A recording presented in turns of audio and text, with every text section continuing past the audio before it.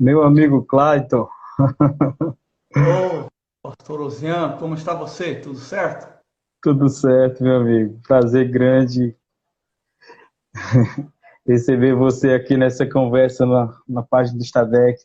Tudo bem com a família? Como é que tá a quarentena? O prazer é todo meu em estar aí com você, um grande amigo nosso já de bastante tempo, né? A Verdade. quarentena, a quarentena talvez seja igual para todos, né? Esse tempo que é diferente, né? Até eu fiz Hum, um vídeo lá no meu canal do YouTube, coloquei lá que a gente pode encarar isso como um grande problema, né? Ou encarar como um período sabático aí que Deus sim, está dando, de ficar em casa com a família, né? verdade. De botar em ordem algumas coisas, tanto em casa quanto na parte emocional, na parte afetiva, na parte espiritual, enfim, né? Como a gente quiser, né? Então Verdade. eu penso que é um período bastante útil, né, para isso. E você, como está, meu amigo, família? Estamos bem, meu amigo, graças a Deus. E você está certo, tem sido essa experiência para nós também.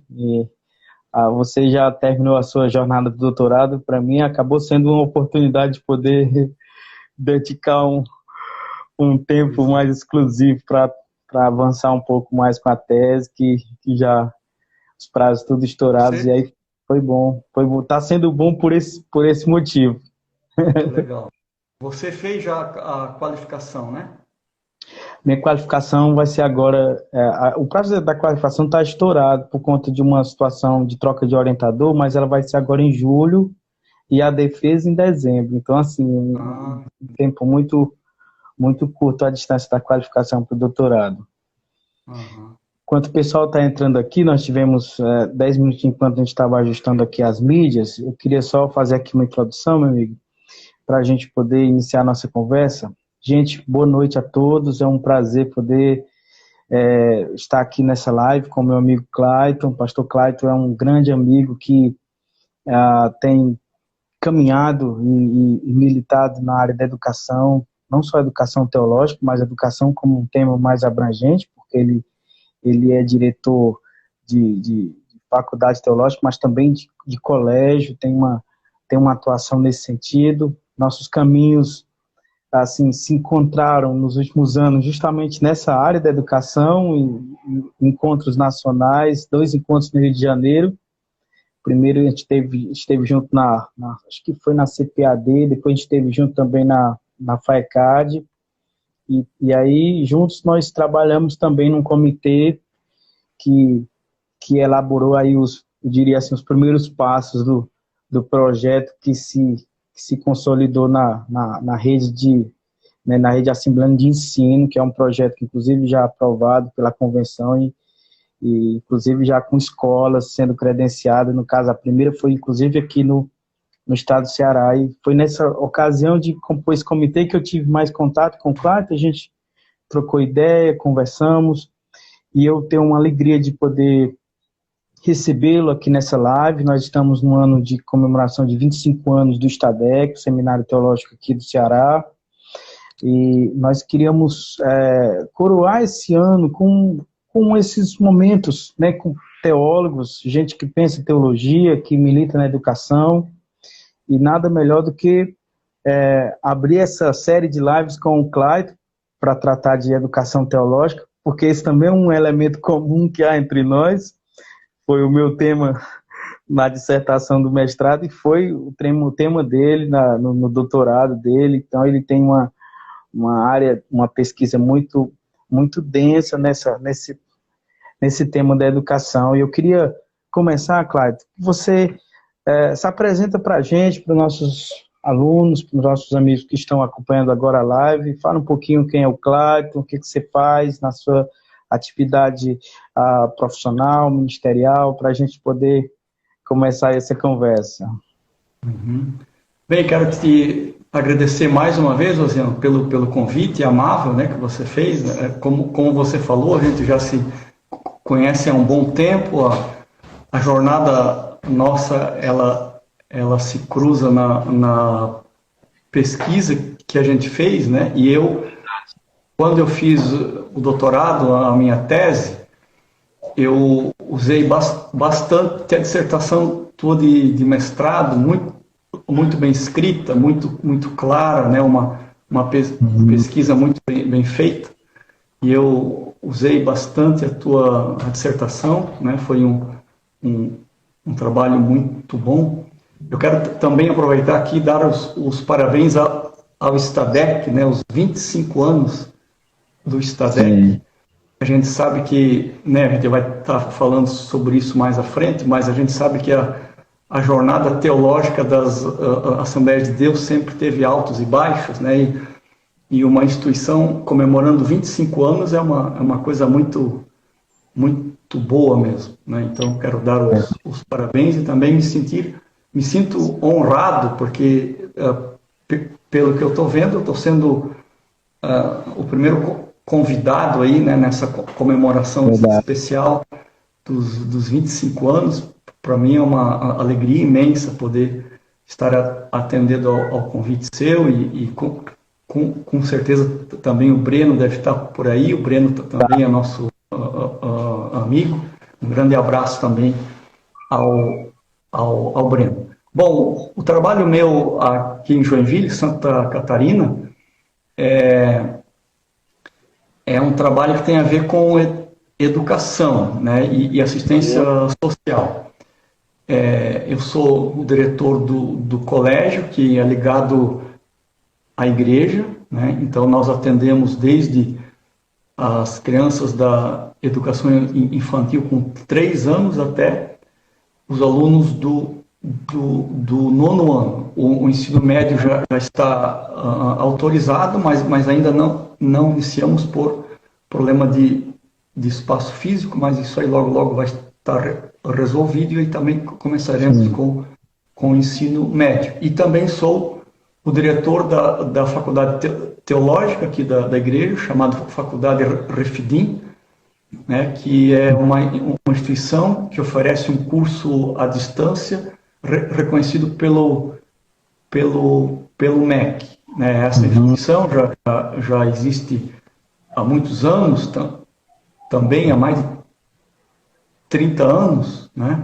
Mas ela foi reconhecida pelo MEC em 2012, e desde então a gente está oferecendo cursos teologia reconhecido pelo MEC à distância. E eu também atuo, né, junto nessa instituição, nessa grande instituição que se chama SEDUC, que encampa toda a área da educação da igreja.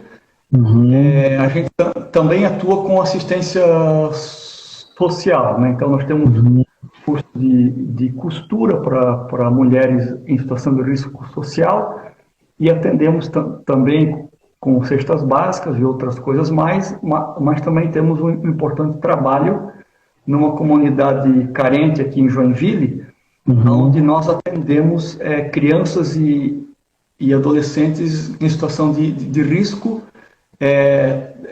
à tarde, né, no contraturno da escola delas, com reforço escolar, escolinha de futsal, atividades esportivas e enfim, né, para de alguma maneira instilar nessas crianças e adolescentes valores, né, que em função do risco social que eles vivem, às vezes não têm acesso.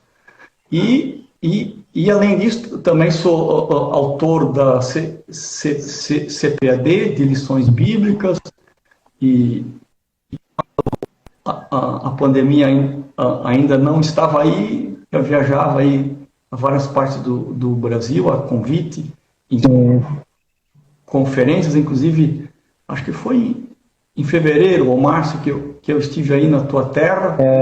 Verdade. A gente inaugurou, filiou a RAI, né, da qual eu também faço parte, a RAI, é a rede assembleiana de ensino, né, ligado à Convenção Geral, e que, a partir de 2018, como você também faz parte, né, você fez parte, e você é um dos sócios fundadores da RAI, né, que congrega, né, afilia todas as escolas, tanto seculares como também as faculdades que a Assembleia de Deus tem no Brasil. Então, esse é o trabalho que a gente faz aí, diretamente ligado à área da educação, né? Muita coisa, meu amigo. A gente teve a oportunidade de conversar um pouquinho sobre nossa rotina, e eu fico muito admirado assim com o seu trabalho, principalmente porque são áreas que demandam muita dedicação, uma entrega muito grande. Eu sei que para além disso, você tem ainda uma caminhada na academia de pesquisa, está sempre conectado a esse trabalho de pesquisa com os meninos da rede, e acho que é uma pessoa que inspira muito os pentecostais a essa busca, não só pela formação, mas por servir, como você faz, a igreja. Eu tenho sempre conversado muito com o Breno sobre isso, a importância da gente poder instrumentalizar todo esse conhecimento que a gente traz da academia para a vida, para o dia a dia da igreja, para o serviço à igreja. Você tem feito isso muito bem. Quando a gente fala de educação no pentecostalismo, Cláudio, é importante, só a título de recorte aqui, e eu peço que vocês atentem para isso. O pentecostalismo é um termo que envolve um movimento muito diverso e muito amplo, né? Assim, a gente não tem aqui nessa live especificamente a pretensão de esgotar a discussão de educação teológica no pentecostalismo enquanto esse movimento mais heterogêneo, né, diversificado, composto de grupos muito diversos, né? Assim, a gente tem várias formas de classificar isso, tanto pelas ondas, né, como o Fresto colocou há muito tempo atrás, ou usando outra forma de classificação, mas o pentecostalismo normalmente é estruturado em 3 grandes agrupamentos, né? O chamado pentecostalismo clássico, que é aquele dos primeiros anos, né, e é respectivamente representado pela Assembleia de Deus e a Congregação Cristã do Brasil. A gente tem o chamado deuteropentecostalismo, que é o pentecostalismo de segunda onda, que são essas igrejas que são fundadas já por brasileiros e nascem aí nos anos 50, 60. E aí a gente tem o chamado mais conhecido neopentecostalismo, neopentecostalismo de terceira onda, que são esses grupos mais ligados à teologia da prosperidade, e a partir de então a gente vai ter aí um movimento muito complexo dessas igrejas emergentes dessa terceira onda. Então, só para recorte, nós vamos nos deter nessa live a discutir basicamente a educação teológica no pentecostalismo assembleiano, que é não só o nosso campo de pesquisa, mas, ao meu ver, o grande segmento que talvez dê a gente um aporte maior de informação para a gente pensar a questão da educação teológica. E aí eu queria começar, Cláudio, falando, já que é caminhos e perspectivas, né, vamos começar pelos caminhos, né? Eu queria que você falasse um pouquinho, por exemplo, desses primeiros anos, né, da educação teológica no pentecostalismo brasileiro. Você, quando fez menção dos 25 anos do Estadec, destacou que a gente tem um movimento de altos e baixos, e eu queria que você falasse um pouquinho dos primeiros anos, como os pentecostais, especialmente os assembleanos, eles enxergam a educação teológica nos primeiros anos, qual foi esse trajeto que os primeiros pastores foi construindo para a gente chegar nesse ponto e nessa realidade que nós estamos hoje. Eu acho que não dá para a gente falar da história da educação teológica aqui no Brasil sem antes se reportar a sua origem nos Estados Unidos, né? Claro que a origem vem antes, mas eu acho que um marco muito interessante é o movimento metodista, né, nos Estados Unidos, cuja ênfase sempre foi muito forte na experiência, né, com Deus. Embora o John Wesley, tanto ele quanto seus obreiros, foram bastante estudiosos, né? Talvez são poucos momentos são um dos poucos momentos na história da igreja em que se conseguiu fazer um equilíbrio muito interessante entre a razão e a experiência. Uhum. Depois, a partir do movimento metodista, né, vieram outros movimentos avivalistas nos Estados Unidos, primeiramente mais de origem calvinista e depois mais de origem arminiana, e aí tem a ver com a gente. Mas esse segundo movimento de avivamento nos Estados Unidos, que veio após a grande onda metodista, foi um movimento que não deu muita ênfase aos estudos, né? Você aborda isso até na tua dissertação de mestrado, com o Finney, o Moody e acho que é o Cartwright, né? Exatamente. Esses três aí, né? Eles eram três grandes pregadores, muito cheios de unção, ganharam muitas almas, moldaram grandes avivamentos nos Estados Unidos, porém, eles foram muito anti-intelectuais, né? Eles falaram muito contra o aprendizado e o estudo, dizendo que isso esfriaria os obreiros e os crentes, tiraria essa ênfase do Espírito Santo, né? Então, me parece que essa segunda onda avivamentista norte-americana foi a que veio influenciando de uma maneira mais intensa, né? E aí depois vieram os movimentos de fronteira, movimentos de santificação, até então eclodir com Charles Fox Parham, né, que foi, digamos assim, o grande mentor intelectual, se é que dá para dizer isso, sim, desse movimento pentecostal inicial, né? Foi a partir dele, então, que sistematizou-se a questão do batismo no Espírito Santo, com evidência de falar em línguas, né? E, paradoxalmente, esse movimento começou num seminário bíblico, né? Verdade. Só que a ênfase de Parham foi de que não se devia ler outros livros a não ser a Bíblia. Então, o seminário teológico dele foi um seminário exclusivamente bíblico, né?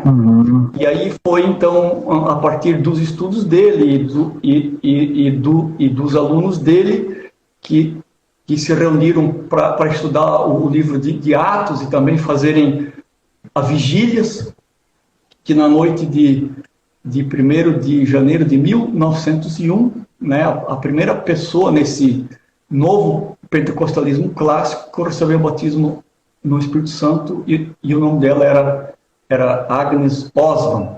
A partir disso, então, veio o William Seymour, que aprendeu na escola do Parham, né, embora ele fosse negro, não podia ter acesso à sala de aula, ele ouvia os ensinamentos do Parham pelo lado de fora. Depois o Seymour funda o trabalho primeiro na rua Bonnie Braille, né, e aí o local fica apertado e eles vão para a rua Azusa.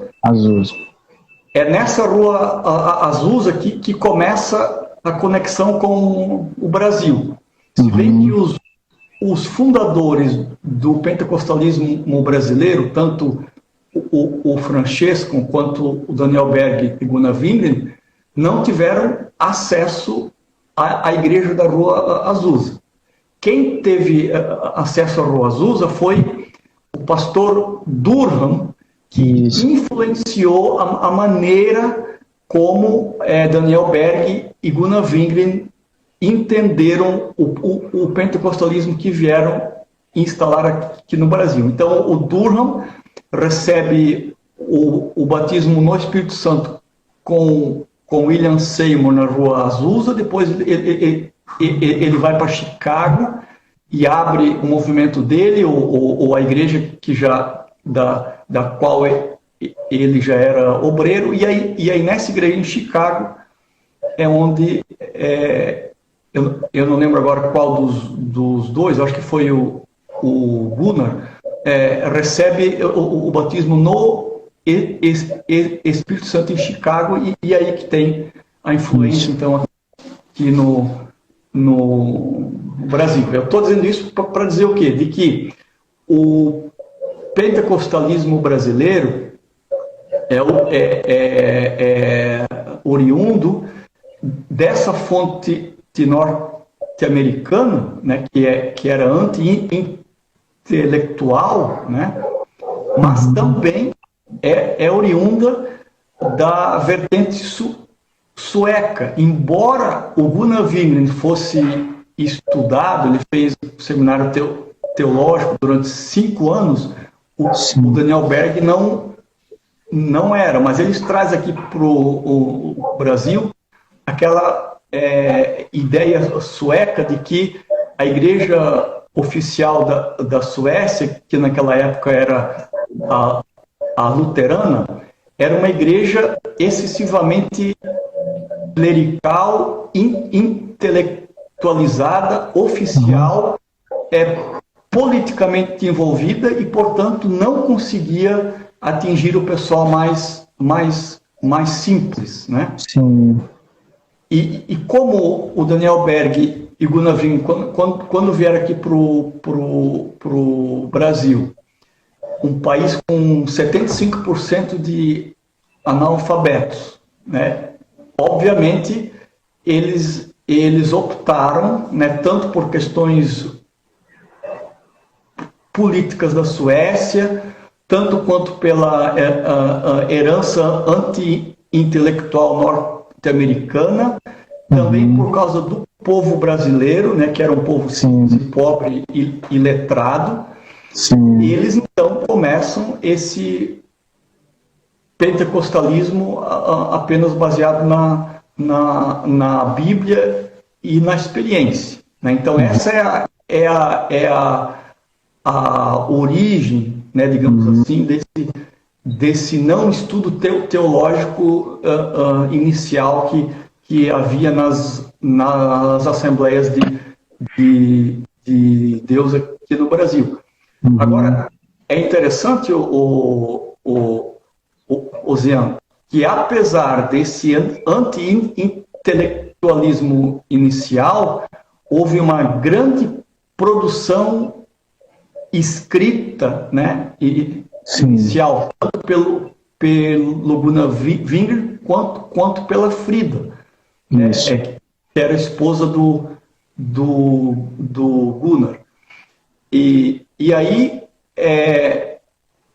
na década de 1910 e 1920, quais eram as mulheres do mundo que tinham acesso a jornalismo e a escrita, né? Então, a Frida foi uma mulher muito à frente do seu tempo, escreveu muitos artigos e textos, né, no jornal Boa Semente, Som Alegre, de formas que é um paradoxo, né, isso que eu falei, porque ao mesmo tempo que a Assembleia de Deus no Brasil tem uma origem anti-intelectual, ela também, a igreja também tem uma boa produção escrita. Claro que não era uma produção acadêmica, era uma produção mais mais bíblica, né? Mas era, enfim, era um grande passo. Então, desde o início não havia espaço para o ensino teológico nas Assembleias de Deus no Brasil, não tanto até porque eles não quisessem fazê-lo. Não havia esse espaço porque o povo que se convertia era um povo pobre, simples e letrado, e obviamente não teria como eles estarem fundando seminários teológicos, também porque não tinham o dinheiro para isso, né? E ao mesmo tempo havia essa escatologia extremamente breve, né? Em que Jesus estava vindo logo. Então, se Jesus estava vindo logo, para que estudar? Era muito mais interessante pregar o Evangelho e orar, receber o batismo no Espírito Santo do que estudar, né? Se Jesus estava vindo logo, para que estudar? Então esse é o cerne, assim, né? Digamos, dessa falta de ensino teológico inicial. Agora, isso também teve o seu lado bom, o positivo, porque você sabe que no início isso ajudou muito a alcançar essa grande massa brasileira de pessoas pobres e letradas que as igrejas históricas e mais cultas e um clero mais estudado não estavam dando conta, né? Porque falavam uma linguagem muito rebuscada, o povo não entendia essa linguagem, e a Assembleia de Deus então veio preencher como uma luva esse espaço que estava sendo dado a partir das igrejas históricas, né? Então isso esse é o início aí, né, da história do movimento teológico nas Assembleias de Deus do Brasil. Muito bom, Cláudio. E assim, é muito interessante voltar e voltar mesmo lá das raízes como você fez, porque explica muito do que esses líderes, esses pioneiros pensavam. Assim, não havia, quando a gente estuda e lê sobre eles, de repente a resistência ao ensino teológico formal, e a gente percebe que, num dado momento, se polariza mesmo, escolas diferentes, né, modelos de ensino diferentes, polarizados ali de um lado a missão sueca, defendendo aquilo que eles sempre fizeram desde o começo, né, que não é fazer mais no ensino bíblico, as escolas bíblicas, e do outro lado os americanos que vão chegar a partir dos anos 40. Mas o que eu queria que você falasse um pouquinho agora é esse processo de mudança que começa a acontecer a partir dos anos 40, né? Porque o assembleano hoje, que tem tanta escola teológica disponível, né, para todo lado, e acho que depois dessa pandemia que as escolas começam também a utilizar mais plataformas digitais, isso fica mais evidente ainda. Como é que dá essa mudança, Cláudio? Quais são os fatores que contribuem para que ela aconteça? E como é que se deu essa tensão e essa mudança de uma resistência, né, fruto de todo esse contexto que você trouxe, para um outro momento em que agora o ensino teológico não é só recomendado, como ele é referendado pelas lideranças, pelas instituições convencionais. Então, eu queria que você falasse um pouquinho desse ponto da mudança, desse ponto da curva, para a gente tentar entender aí, quem sabe, entrar nessa discussão mais da perspectiva, certo? No início das Assembleias de Deus aqui no Brasil, como eu já falei, a liderança dos suecos era bem forte, né? Primeiro com o Daniel Berg, depois em 1916 chega o Samuel Nystrom, né? E o Samuel Nystrom, ele embora fosse uma pessoa culta, ele não estudou teologia assim de uma maneira muito intensa, né? Ele fez aquele curso bíblico de Orebro, mas ele não era assim um erudito, né? Embora fosse um cara culto, mas em teologia não era tanto assim. E ele traz essa mesma herança sueca, e agora mais ainda influenciada por Levi Petrus, que ensinava também na sua igreja sueca de que o ensino teológico muito profundo faria mal para a igreja, né? E o Samuel Nystrom ele estudou numa escola bíblica, né, lá na Suécia durante uns 3 meses só, que era um curso intensivo que havia, e formava os obreiros lá. E depois dessa formação ele vem então pro Brasil, e aí ele começa aos poucos a ser o líder da igreja aqui no Brasil, tanto em função da doença de Gunnar Wingren, né? Porque o Daniel Berg nunca foi assim um grande líder influente. O Daniel Berg era um homem simples e ganhador de almas, né? Mas ele nunca foi um líder muito influente. A influência foi mais por conta do Gunnar e da Frida. Mas com a vinda do Samuel Nystrom, é ele que começa agora a ser o protagonista aqui no Brasil, tanto porque o Gunnar fica doente e algumas vezes precisa voltar para a Suécia, outras porque está de cama em casa, né? E também por conta das disputas de Samuel Nystrom com a Frida, né? Porque como o Samuel Nystrom não aceitava o ministério de mulheres, começa então os atritos. Então, por conta dessa influência também do Samuel Nystrom, então há digamos assim, uma rejeição por ensino teológico formal. Aliado ao Samuel Nystrom, a liderança brasileira também era contra, porque na sua grande maioria era formada de homens simples, muitos iletrados, e teologamente a teologia assustava muito, né? Sim. Então eles não iam querer ensino teológico. Mas aí, a partir da década de 40, de 1940, começa a vir para o Brasil os missionários norte-americanos.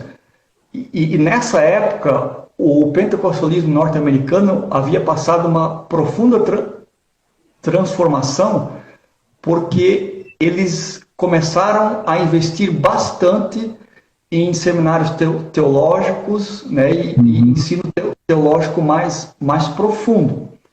E aí, quando chegam os missionários norte-americanos aqui para o Brasil, e eles começam, pela primeira vez em 1937, a falar da necessidade do ensino teológico aqui no Brasil, logo surge uma oposição forte, tanto por parte dos suecos, encabeçado por Samuel Nystrom, como também pelos obreiros nacionais que eram contra, né? E essa discussão ela se arrasta por bastante tempo. Sim. E ela foi encabeçada a favor do ensino teológico, especialmente pelo missionário norte-americano, o John Peter Colenda, né? A verdade, eu diria até, né, e você me ajuda se eu não estiver certo, eu diria até que ele foi, assim, o grande pivô do ensino teológico aqui no Brasil. Claro que tivemos outros, como o Lourenço Olso, como o Hoover, e mais tarde também o sobrinho do J.P. Colenda, que foi o pastor João Colenda Lemos, né? Você estudou com ele, né? Isso, estudei com ele. Então, olha só o privilégio, né? Mas aí, com a vinda dos missionários norte-americanos aqui para o Brasil, essa discussão foi se avolumando, né? Com muitos embates, alguns deles fortes nas convenções e também nas semanas bíblicas, né? Até que em 1958, então, o João Colenda Lemos funda o IBAD aqui no Brasil. Antes disso, o J.P. Colenda havia tido já uma oferta de dinheiro da Igreja Norte-Americana para abrir seminários teológicos aqui no Brasil, mas ele procurou por várias igrejas e nem uma igreja aceitou. Inclusive, um dos locais era aqui em Joinville, né? Em Joinville, Brusque, aqui no estado, né? Mas a liderança aqui na época disse que não, que o seminário teológico esfriaria os crentes e os obreiros, e que eles não queriam, e se a igreja estava crescendo sem o seminário teológico, também ela poderia continuar crescendo sem isso. Aí o J.P. Colenda, na época, pegou o dinheiro da doação que ele havia recebido, foi para a Alemanha, e lá ele abriu um seminário teológico, né? Então a gente perdeu, né, isso foi mais ou menos no início dos anos 1950, por aí. Mas depois, os missionários norte-americanos começaram a investir aqui no Brasil em rádio, né? E aí nós temos aí o grande trabalho do Lourenço Olson, e também mandaram dinheiro para comprar um parque gráfico que seria, então, a CPAD, né? Isso acho que em 1940, né? Isso. A partir disso, então, essa resistência dos obreiros nacionais, os suecos, começou a quebrar por conta desse investimento financeiro dos missionários norte-americanos.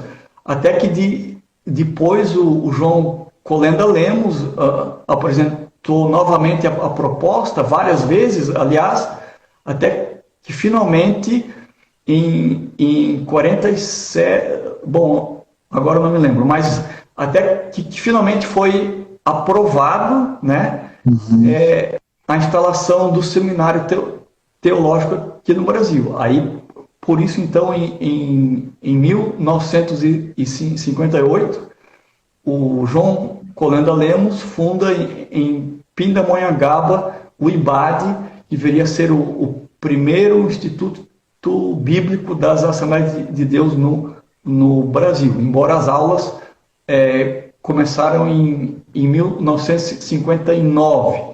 Né? Isso. Então, isso aí foi o início, claro, sempre com muitas críticas, né? Com críticas tanto nas convenções, como também no Mensageiro da Paz. Mas alguns pastores brasileiros, que eram um pouco mais cultos, eles começaram a perceber a importância dos seminários bíblicos aqui no Brasil, começaram a apoiar, né? Até que finalmente, então, eles começaram a ceder. Mas até hoje, né, nós ainda, embora, como você mesmo falou, existem muitos institutos bíblicos no Brasil, faculdades teológicas, muitos cursos, né, mas de uma forma velada, nós ainda vemos uma certa resistência em alguns segmentos e alguns líderes, não são todos, claro, né? Mas em algumas situações nós ainda vemos uma certa resistência, né? Uhum.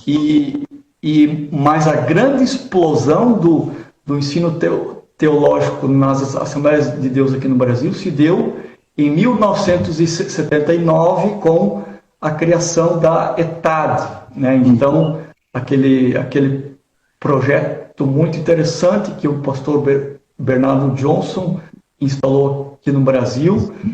E veja que eu achei muito interessante quando eu fiz a pesquisa sobre isso, a maneira, né, que ele encontrou para quebrar a resistência dos obreiros aqui no Brasil. Ele usou o argumento, e eu até penso que é verdadeiro esse argumento, eu não estou aqui dizendo que não seja, mas ele disse que ele recebeu uma revelação divina e uma incumbência de Deus, né, para fazer a ETAD. E a ETAD, né, um ensino teológico totalmente descentralizado, chegou nos rincões mais distantes do Brasil. Verdade. E eu me lembro que até o meu pai, que na época era obreiro, né, isso deve ter sido nos inícios dos anos 80, por aí, o meu pai, vários obreiros conhecidos meus daquela época, eu era uma criança, devia ter um adolescente aí de uns 12 anos, né? Uhum. Eu vi assim com muita preocupação e com muita responsabilidade os obreiros da época, inclusive o meu pai, semanalmente se reunindo no núcleo da ETAD que havia em um dos bairros da cidade em Blumenau, né? Então, a ETAD ajudou a popularizar o ensino bíblico teológico aqui no Brasil. E na verdade, a ETAD, nessa época, não aceitava alunos que não fossem obreiros, né? Mas eu fiz o curso da ETAD todo também, porque os livros que o meu pai fazia, depois ele deixava na biblioteca dele e eu ia lá e lia aqueles livros da ETAD, né? Então, eu diria assim, até que a minha primeira formação teológica foi a partir dos 11, 12 anos, com os livros da ETAD. Então, são lembranças bem boas assim, que eu trago. Parece que eu já sou velho, né? Dessa maneira aí. Muito legal, Cláudio. E é muito bom você colocar essa... Eu acho que, assim, existem nomes que são muito importantes nesse processo de mudanças que vão acontecendo, né? Assim, J.P. Colenda, naquele primeiro momento com a Lawrence Olson, eles dois às vezes fazem quase que dobradinhos ali nas escolas bíblicas. Aí vem João Colenda Lemos, que é o fundador do primeiro seminário, e Bernardo Johnson, décadas depois com a ETAD, né? Bernardo Johnson com a vantagem de que ele, além de ser um grande mestre, era um grande pregador, né? Um evangelista, e isso deu a ele um acesso muito grande às igrejas, assim, e uma interlocução muito grande com os pastores. A gente percebe nitidamente como ele... campanhas enormes que ele fazia, né? Exatamente. Divina e uma série de coisas, e foi quebrando a resistência, né? João Colenda Lemos é mais um mestre, né? Um grande mestre que dedicou a vida exclusivamente àquele contexto do IBAD, um seminário interno que demandava muito dele. Mas o pastor Bernardo Johnson, ele tem esse movimento de transitar nas igrejas e entre os pastores com um grande projeto de evangelismo, né, com cruzadas, que é também uma influência norte-americana muito grande na Assembleia de Deus brasileira, e eu acredito que isso trouxe uma abertura em relação a aquilo que o Bernardo Johnson trazia, que era a ETAD. Assim, é incrível se a gente pensar assim, em duas grandes matrizes de instituições teológicas, certamente a IBAD e a ETAD, né? O IBAD fundando alunos no internato, que posteriormente voltaram para suas igrejas, e em alguns deles criaram seminários nas suas próprias igrejas, e a ETAD com esse modelo descentralizado, literalmente pulverizando, assim, irradiando um feixe de ensino teológico assim, para todos os cantões do Brasil. E aí a gente tem, a partir daí, um processo de crescente, né?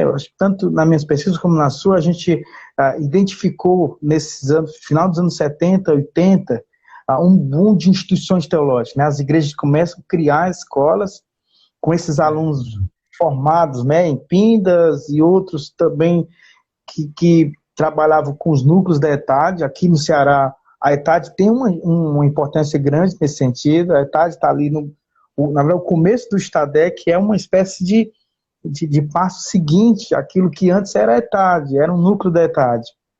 Então a gente percebeu que os pastores foram dando esse passo a mais, que foi criar suas próprias escolas. E aí a gente chega num momento em que as regiões vão começar a construir suas próprias escolas, as igrejas grandes vão construir suas próprias escolas, ter seus próprios projetos de ensino. E eu acho que esse caminho nos traz, Cláudio, até esse ponto em que agora a gente tem um universo muito grande de escolas, de seminários.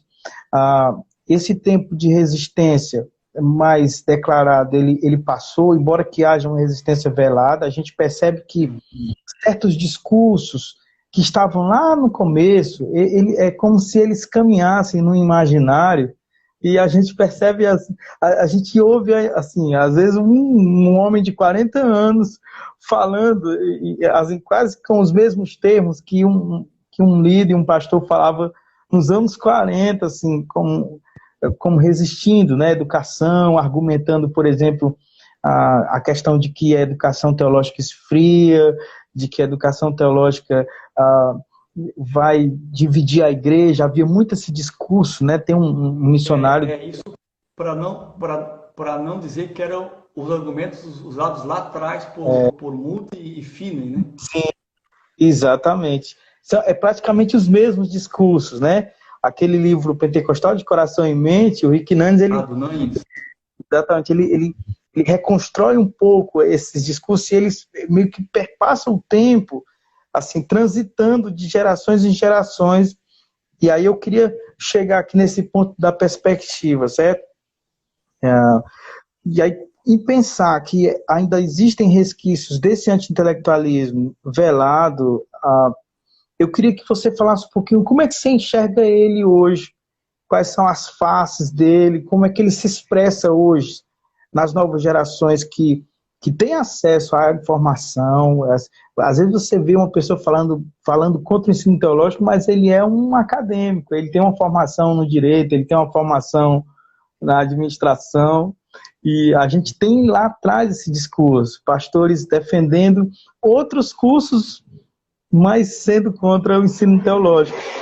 Então, eu queria que você falasse um pouquinho como é que você vê assim, como é que se expressa hoje, assim, essas resistências ao ensino teológico, como é que a gente pode lidar com isso, no sentido de que as novas gerações demandam obreiros preparados. Essa não é um discurso de marketing de escola teológica. A igreja, de fato, precisa formar pessoas para atender um mundo cada vez mais exigente.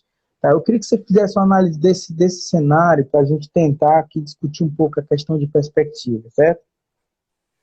Embora hoje a gente tenha um acesso bastante amplo e público até, né, para a educação teológica, nós temos cursos praticamente em todas as igrejas de fácil acesso, e onde não tem acesso tem cursos à distância, como é o nosso caso aqui em Joinville, né? Nós temos tanto curso reconhecido pelo MEC, como também cursos livres à distância, né? Então, não, digamos assim, não existe mais a desculpa de que não há acesso ao ensino teológico, porque qualquer um, né, pode fazê-lo.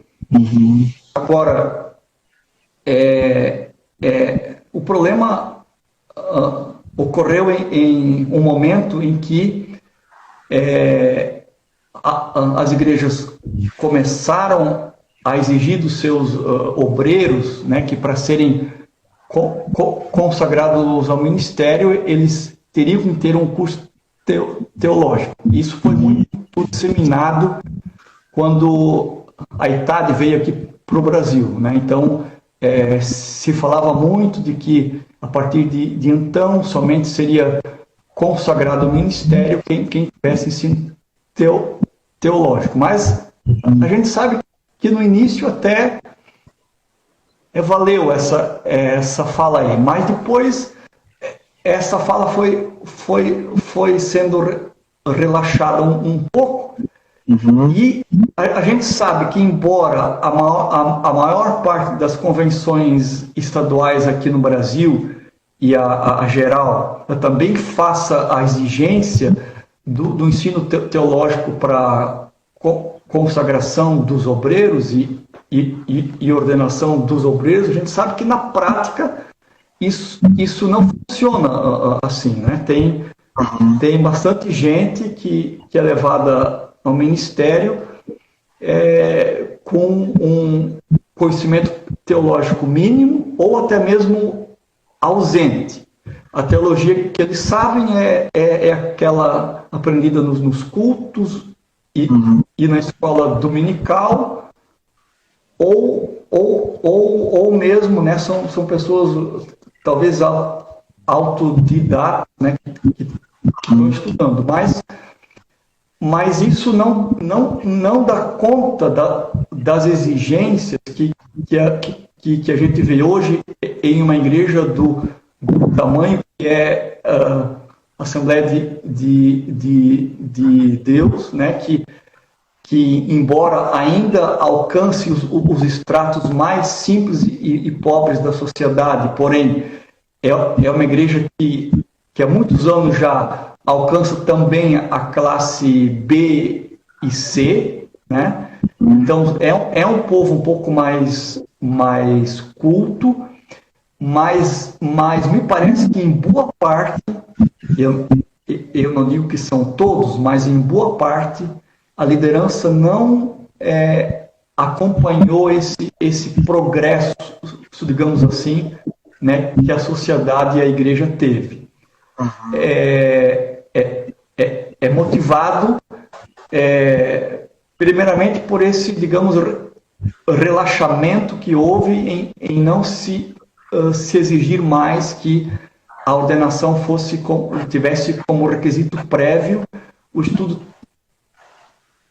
teológico. Um outro problema que eu vejo, né, de uma rejeição velada ao ensino teológico é que houve, digamos assim, né, no dizer de Bourdieu, né, a racionalização da igreja, que antes era uma teologia mais experiencial, uma teologia mais bíblica, que tinha a ver com os afetos, né?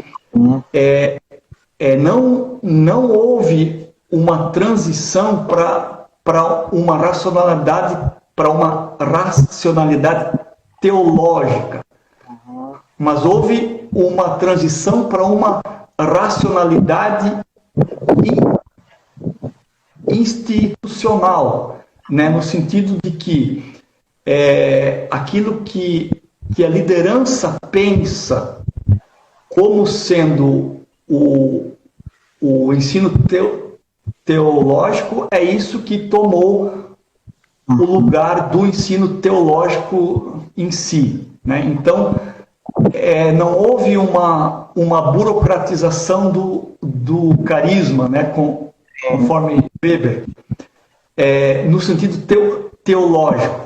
Houve uma burocratização do carisma no sentido burocrático, digamos assim, né? No sentido administrativo, né? Em que aquilo que o líder pensa, aquilo se tornou, quando eu falo em líder, eu falo em líder da igreja local, né?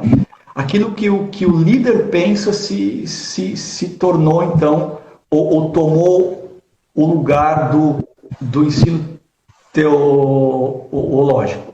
E, como a maioria dos nossos líderes não tem um ensino teológico mais denso,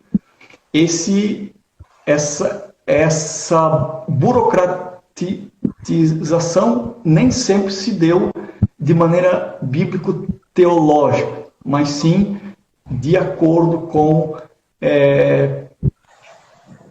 premissas bíblicas compreendidas pelo pastor local, né? A salvação disso foi, eu até boto lá na minha tese isso, a salvação das Assembleias de Deus no Brasil, do seu ensino teológico, foi, embora mínimo, né, foi a escola bíblica dominical, né? Foi a escola bíblica dominical que deu conta, digamos, dessa instrução teológica mínima que a gente tem. Não fosse a escola bíblica dominical, hoje provavelmente nós estaríamos entregues às heresias mais estapafúrdias que existem. Eu diria que foi a escola bíblica dominical que salvou, digamos, o pouco que restou do ensino teológico aqui no Brasil. É uma questão muito interessante se coloca, Cláudio, porque a gente tem, de um lado, uma procura, e é muito evidente, de jovens pelo ensino teológico, e isso explica um pouco por que nos últimos anos muitas pessoas dessa nova geração buscou também em outras instituições de ensino, inclusive instituições não ligadas ao pentecostalismo assembleano. Isso, ao que parece, gerou uma certa polifonia, assim, né, no contexto das Assembleias de Deus, mas a gente tem essa resistência que se dá, por exemplo, quando você define o ensino como regra para a liderança pastoral, mas que isso não é observado. Nós estamos chegando, gente, a um limite aqui do tempo. Eu vou reconectar novamente para a gente, em 10 minutos, fazer esse fechamento. Ô, meu amigo. Opa, fala. Vamos aqui fazer aqui o fechamento. Então, eu estava colocando, Cláudio, que eu acho que nós dois percebemos isso, que a regra de se estabelecer o ensino teológico como um pré-requisito ao ministério pastoral, parece que a impressão que a gente fica, ela nunca foi levada muito a sério nas instituições convencionais, assim, ela nunca foi implementada de modo em que se exigisse de fato. Eu cheguei até na época, entrar em contato com várias instituições, convenções estaduais, andei vasculhando estatutos, e eu identifiquei naquele momento pelo menos 2 problemas. Um era que parece que as instituições não abraçaram isso da maneira que poderiam abraçar. A partir de 83, a CGADB, a Convenção Geral, define que as instituições, as convenções regionais, estaduais, elas estabeleçam o ensino teológico como um requisito. Isso vira uma regra que a gente percebe que as instituições regionais, elas não foram acolhendo isso e implementando isso com o rigor que talvez assim se esperaria. Mas uma segunda coisa que eu vi, aí eu queria que você falasse para a gente ir já finalizando nessa discussão mais de perspectiva, é que quando se definiu a, uma formação básica em teologia, por exemplo, como um pré-requisito ao ministério pastoral, e se buscou comprovação disso apenas a partir da certificação, você tem um processo de comercialização assim, de certificados de cursos teológicos que vai ser vai chegar a ser uma coisa assim, quase que escandalosa na história recente da educação teológica brasileira, quando surgiu aquela lei que permitia, por exemplo, a integralização de créditos. Então, assim, as instituições, de alguma maneira, não levando tão a sério como deveria a questão do ensino e talvez prezando apenas a questão comercial.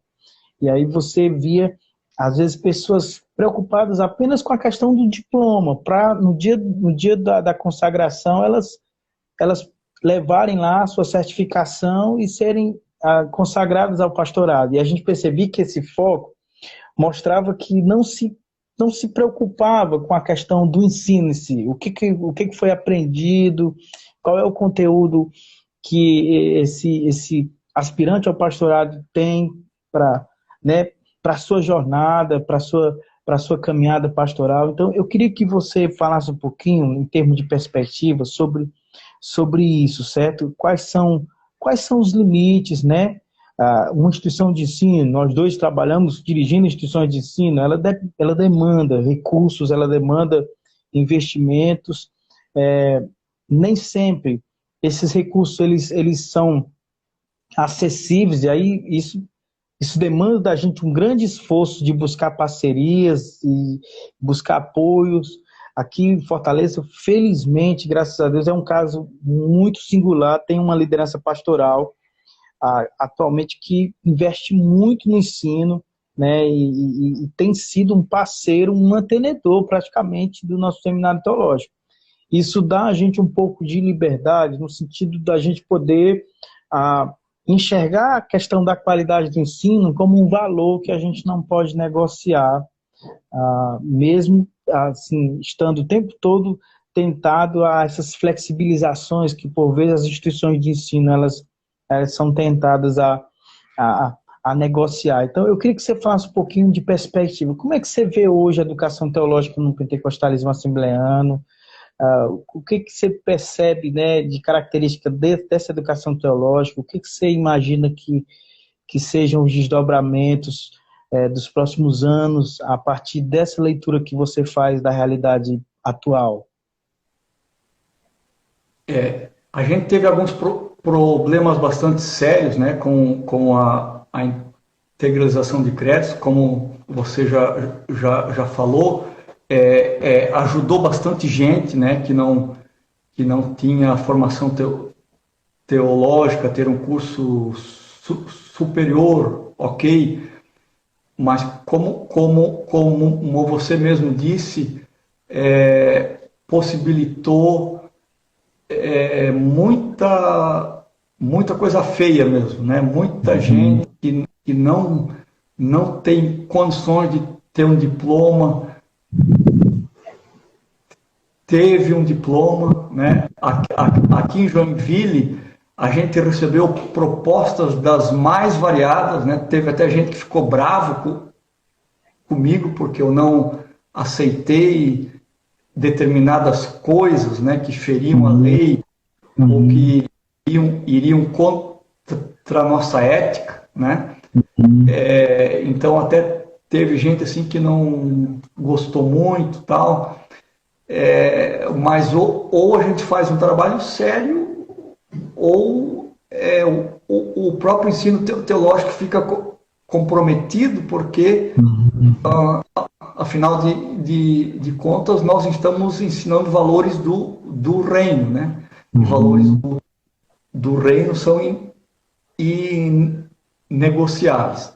Por isso, por um certo lado, eu até gostei muito quando essa portaria do MEC foi tornada nula, né?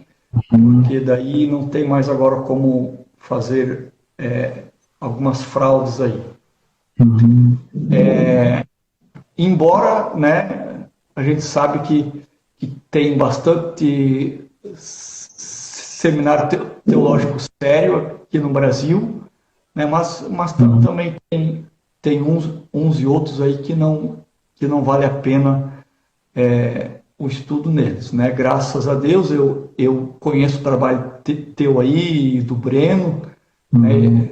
Sei que é um trabalho sério e que ajuda muito a igreja, mas uns e outros aí a gente sabe que não é assim, né?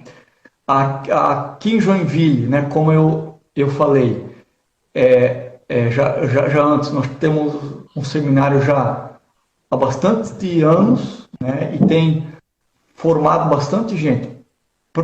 Praticamente 80% dos obreiros do estado de Santa Catarina são formados aqui pela Refidim, né, que é a instituição nossa aqui, né? Então, a gente, tanto quanto vocês aí, procura fazer um trabalho bastante sério, né? Mas, falando de uma forma mais clara, em termos de perspectivas, né?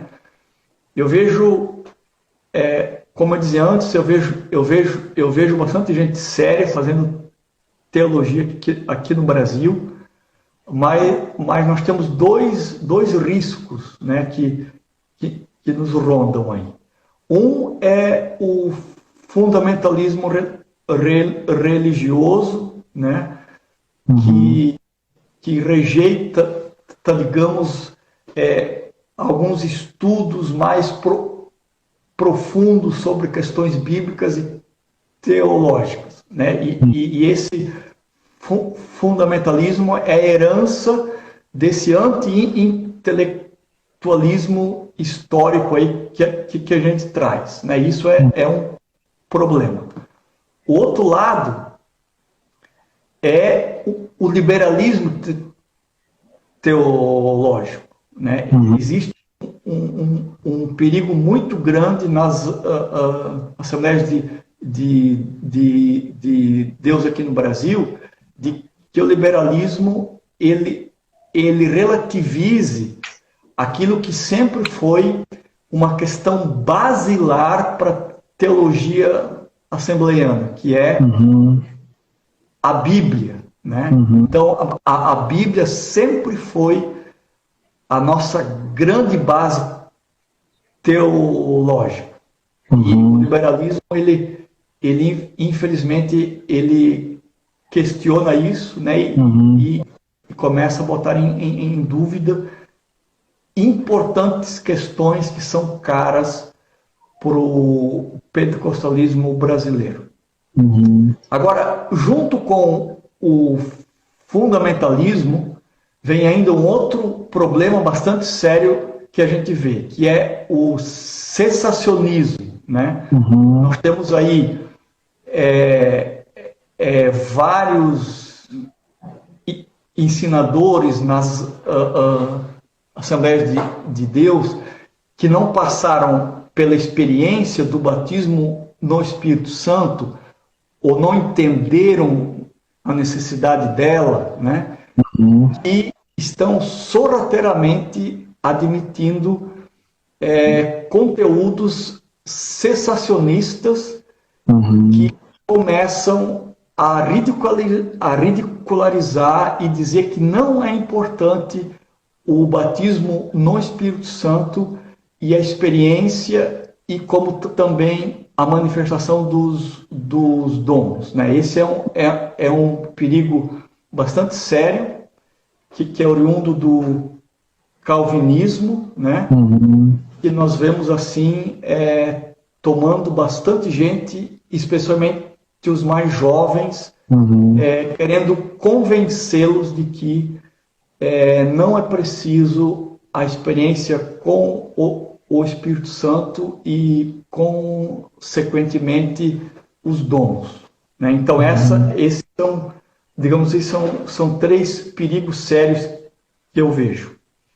Agora, uma maneira que eu vejo de a gente incentivar bastante o ensino teológico aqui no Brasil é a gente conseguir promover o equilíbrio entre o estudo teológico profundo, denso, bíblico, com a experiência. Né? Nós estamos tendo aí alguns ataques teológicos aqui no Brasil, falando contra a experiência, como eu já dizia antes, né? Mas a experiência nas Assembleias de Deus é uma questão histórica, né? Desde o início, o pentecostalismo aqui no Brasil e a Assembleia de Deus foi bastante voltada à experiência.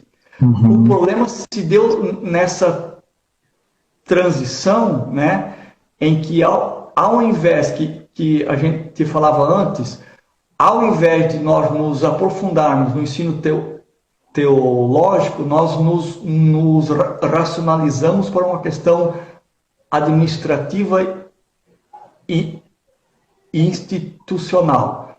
Nesse momento aí, a gente perdeu um pouco essa questão da importância da experiência, e aí essas teologias mais fundamentalistas se apropriaram disso, estão nos querendo fazer entender de que a experiência não é algo tão importante assim. Mas o que marcou a Assembleia de Deus aqui no Brasil, desde o seu início, foi essa importância que sempre foi dada à experiência, especialmente a experiência do batismo no Espírito Santo. Né? Eu creio que se a gente conseguir fazer no nosso ensino teológico esse equilíbrio entre a profundidade teológica e a experiência, nós vamos ser muito bem sucedidos aqui no Brasil quanto ao ensino teológico. Muito bem, Cláudio. Que final bacana esse. Eu assim, endosso isso. Acho que são realmente assim, os grandes desafios nossos. E aí eu queria colocar assim, em perspectiva desses dois equilíbrios, né? Assim, um modelo talvez centrado em que, e aí eu queria tomar as duas polaridades que você claramente tratou aí, né? A polaridade do fundamentalismo reacionário, né? Que não é algo que tem sido benéfico, não é benéfico ao movimento pentecostal assembleano, mas no outro extremo, o liberalismo teológico, que nega as bases, nega os fundamentos, que relativiza aquilo que não pode ser absolutamente de modo nenhum negociado, assim. Então, acho que a gente está evitando e resistindo a esses extremos. E aí há uma outra bipolaridade aí, que é o racionalismo, né? De um lado, que insiste em também negar, e que está ligado ao fundamentalismo, negar a experiência, negar o próprio batismo com o Espírito Santo, porque o discurso termina aí. Essa discussão da experiência, na verdade, ela encapsula aquilo que é mais importante e é mais basilar do pentecostalismo, que é a própria experiência do batismo com o Espírito Santo. Mas, por outro lado, a experiência, né, vista talvez numa perspectiva contemporânea, completamente relativizada, né, sem uma fundamentação histórica, sem um claro embasamento bíblico, e que levaria, por exemplo, a uma espécie de individualização da própria experiência como algo que cada um constrói do seu jeito, sem nenhuma relação histórica com aquele coletivo, né, com a igreja, sem nenhuma relação com a memória dessa igreja. E eu percebo que a gente também está deparado com esse risco à medida em que as pessoas vão hipervalorizando a experiência, não a experiência do batismo com o Espírito Santo, mas a experiência religiosa em si. E aí com isso nega todo um patrimônio histórico que é rico, que é caro e que é importante para nós, para a nossa igreja. Meu amigo, eu quero assim agradecer demais a sua disponibilidade. Eu sei da sua correria, dos seus compromissos de trabalho ministeriais aí em Joinville. Eu agradeço muito a sua participação conosco aqui. Eu queria agradecer todo o pessoal que trabalha com você, que tem nesses últimos dias, né, assim, trocado ideias pelas redes sociais. A gente participou de uma live alguns dias atrás com vocês e, de certo modo, foi aí uma troca, né, de experiências. Eu agradeço muito você ter participado conosco dessa live, assim, parabenizo pelo excelente trabalho que você vem fazendo na igreja de Joinville, na educação teológica nessa igreja. E eu queria pedir que você fizesse suas considerações finais e deixo aqui minha gratidão a Deus pela sua vida. É um grande prazer, um grande privilégio, assim, ter sua amizade, ter a sua participação conosco nessa primeira live aqui da jornada dos 25 anos. Eu que agradeço muito, Osian, a oportunidade de ter estado aqui com vocês, também com o Breno, né, e muitos alunos aqui de Joinville também estão ainda aí na live, né, eu agradeço muito a amizade sua, né, você é um referencial aqui no Brasil em termos de liderança de jovens, tem feito um bom trabalho aí, né? E além disso atua também na questão teológica. Então você tem um grande filé aí nas tuas mãos, né? Que é ajudar os nossos jovens a terem uma educação teológica densa, né? E sentirem a necessidade disso. Então eu louvo a Deus pela tua vida e a oportunidade excelente aqui que vocês deram para mim, você e o Breno, e também dar mais uma vez os parabéns aí pelos 25 anos do Stadec, e que venham outros 25 e 25, e que a gente morra e o Stadec ainda esteja aí servindo a Igreja de Cristo. Amém. Obrigado, meu amigo. Obrigado a todos vocês, gente, que participaram conosco. Essa live, nessa segunda parte, ficará também disponível no IGTV da página do Stadec. E nós vamos também subir lá para o nosso canal no YouTube, para que as pessoas possam assistir depois. E ficou aí um conteúdo muito legal para o pessoal aproveitar sobre a questão do ensino teológico do pentecostalismo assembleano. Deus abençoe todos vocês. Continue acompanhando nossas redes, nós vamos divulgar novas lives, novos temas para a gente continuar conversando aqui, tá bom? Deus abençoe, gente. Um abraço, meu amigo. Deus abençoe a todos. Paz. Paz, Senhor, querido.